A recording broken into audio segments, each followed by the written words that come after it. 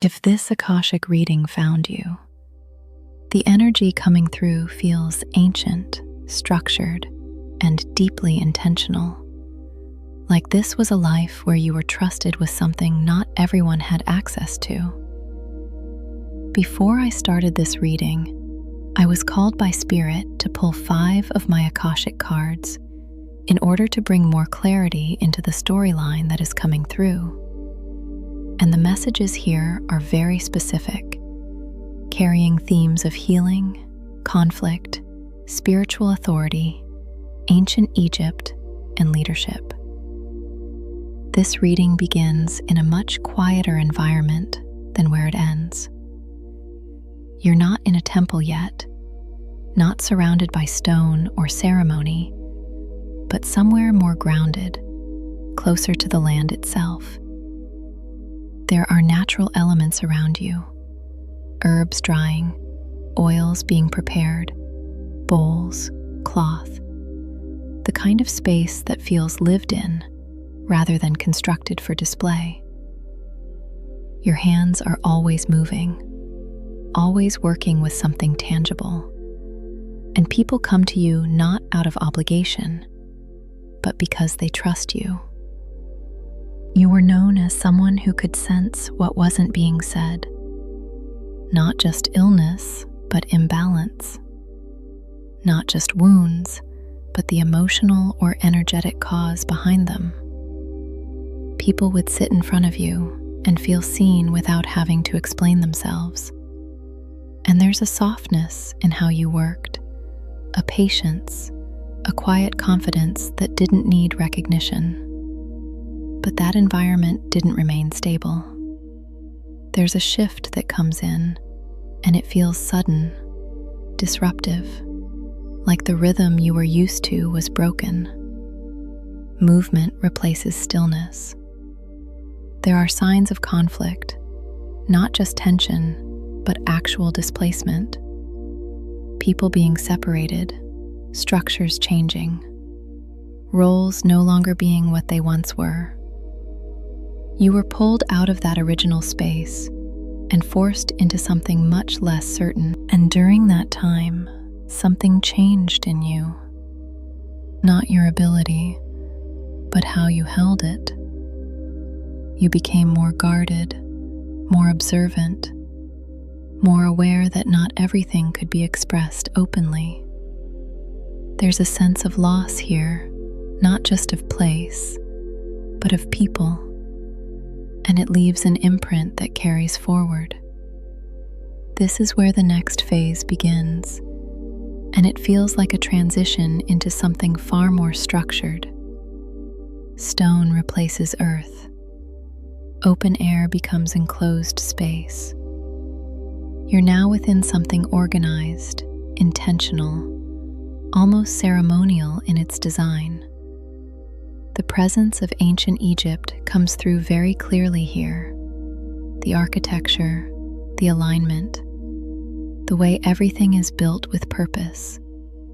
Tall pillars, carved surfaces, flickering light from fire or oil, the echo of footsteps in spaces that were never meant to feel casual. You weren't placed at the top immediately.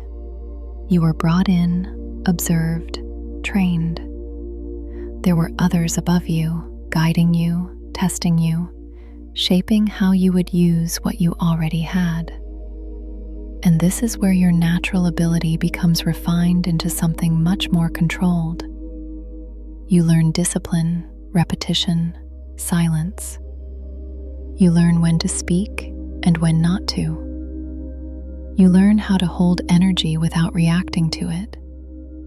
And over time, you become someone others begin to rely on. Not just for healing, but for interpretation, for guidance, for understanding things that weren't obvious to most people. There's a connection here to ritual, to cycles, to transitions, especially around death and rebirth. Not necessarily literal death every time, but transformation, endings, thresholds people were crossing that required someone to guide them through. There's a depth to your presence in this space that isn't easily explained. You weren't just participating, you were embodying something. A role that required both intuition and restraint, knowledge and obedience.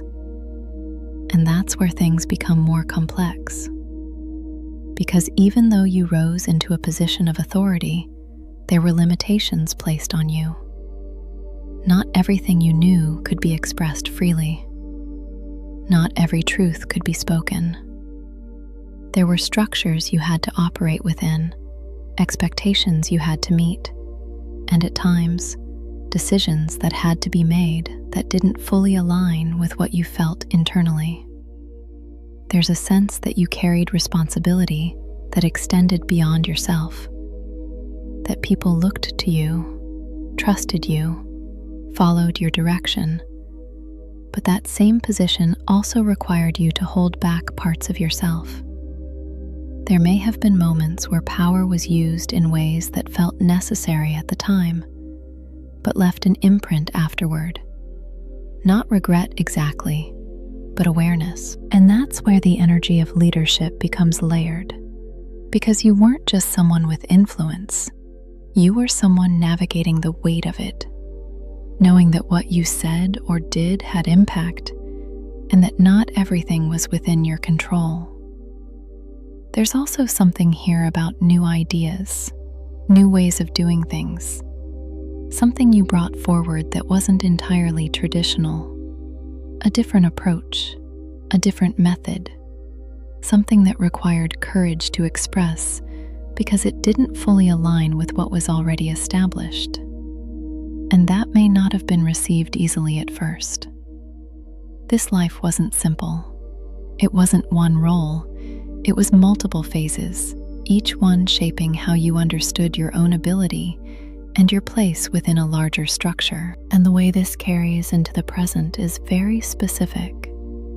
There's still that same intuitive awareness, that same ability to sense things beneath the surface. But there can also be hesitation around fully stepping into it, a tendency to question yourself, to hold back, to feel like you need confirmation before trusting what you already know. There can also be moments where you feel drawn to certain environments, certain aesthetics, certain types of knowledge, especially anything connected to ancient systems, symbolism, or spiritual structure, without always knowing why.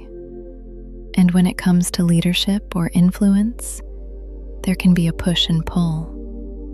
A part of you that naturally steps into it, and another part that resists it, not because you can't handle it, but because of what it meant in that life.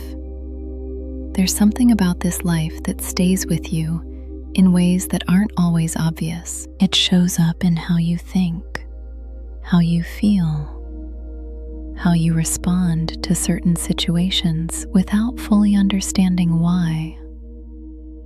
It shows up in your awareness, in your sensitivity, in your ability to read between the lines.